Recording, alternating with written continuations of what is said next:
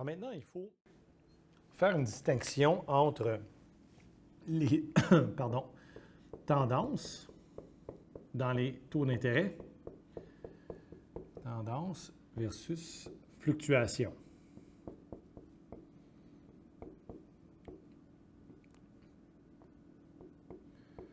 Okay, donc, il y a une différence entre tendance et fluctuation dans les rendements dans les marchés financiers. Si on regarde, par exemple, les rendements classiques des taux d'intérêt de long terme, là, donc les taux d'intérêt de long terme, okay, depuis les années 80, okay, on constate quelque chose comme ça. Donc, les rendements nominaux, okay, ça fait quelque chose comme ça. C'est-à-dire qu'on constate une tendance clairement baissière. Okay, clairement baissière.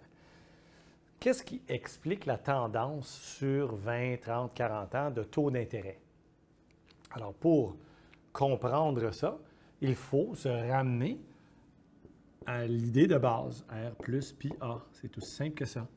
Et par pays, on peut ici dire que R égale R étoile plus pi A. Plus θ, pardon. Okay. Donc, R étoile plus θ plus le pi A. Donc, réfléchissons ensemble. Depuis les années 80, l'inflation ne cesse de baisser. Et donc, les anticipations sur l'inflation se sont ajustées. Les gens ont remarqué qu'il y avait moins d'inflation. Ils se sont dit, ah, OK, il y a moins d'inflation à l'avenir. Donc, ça a baissé. Et les rendements réels mondiaux ont baissé aussi. Les rendements réels mondiaux ont baissé. Donc, il y a plus d'épargne dans les marchés mondiaux. Entre autres, la croissance économique mondiale a augmenté beaucoup de 90 à 2020. Donc, surtout ailleurs dans le monde, là, surtout les pays asiatiques, mais même l'Amérique latine. Donc, ça augmente l'épargne mondiale.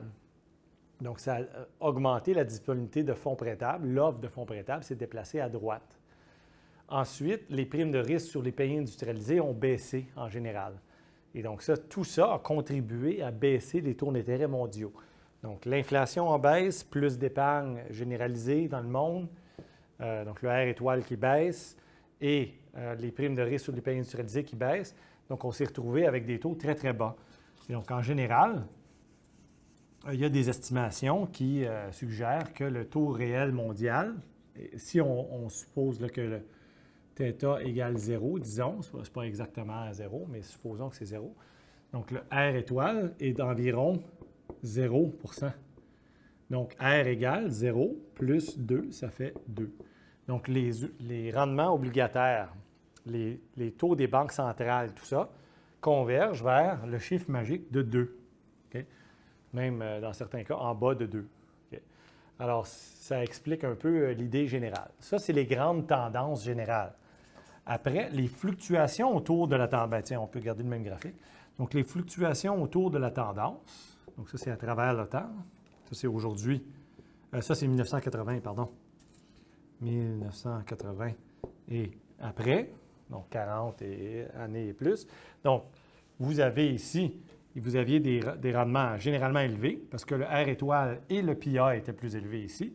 Et ici, le R étoile et le pi A sont plus faibles. Maintenant, qu'est-ce qui explique les fluctuations autour de la tendance? Ça, c'est un peu différent. Ça, c'est les cycles de crédit.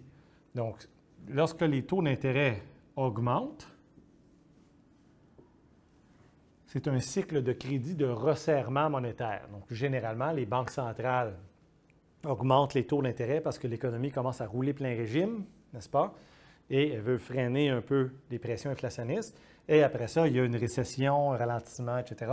Et il y a des phases où les taux d'intérêt baissent en bas des tendances de long terme. Et donc, ça, c'est les phases de ralentissement, récession, ainsi de suite, où les banques centrales baissent leur taux d'intérêt. Et voilà. OK? Donc, j'espère que c'est un peu plus clair. Donc, il y a des tendances générales et il y a des fluctuations qui sont fortement influencées par deux choses, la conjoncture économique, donc les cycles monétaires des banques centrales, le cycle d'affaires là aussi, et les fluctuations de risques. Donc, il y a certains pays où, malgré la tendance baissière générale, il y a des hausses là, soudaines là, de primes de risque. C'est parce qu'ils ont soit des crises de change, donc leur devise là, est en crise, ou bien il y a des paniques soudaines à propos de leur capacité à honorer leurs engagements financiers. Donc, le risque de crédit là, peut augmenter très rapidement et là, soudainement, ça explose d'un coup. Donc, on a eu des exemples vraiment énormes là, avec la Grèce en 2010-2011 où la prime de risque a explosé d'un coup, la prime de risque de crédit là, a explosé d'un coup et les taux d'intérêt là, du marché d'emprunt pour le gouvernement sont passés à des trucs aussi énormes que 30 %, ce qui est évidemment absolument astronomique. Donc, il y a des tendances générales, il y a des fluctuations autour de la tendance. Et il faut évidemment savoir analyser, avoir en tête la tendance générale, haussière, baissière, et la fluctuation autour de la tendance qui est expliquée par les cycles monétaires, la conjoncture, puis les fluctuations rapides de risque. OK?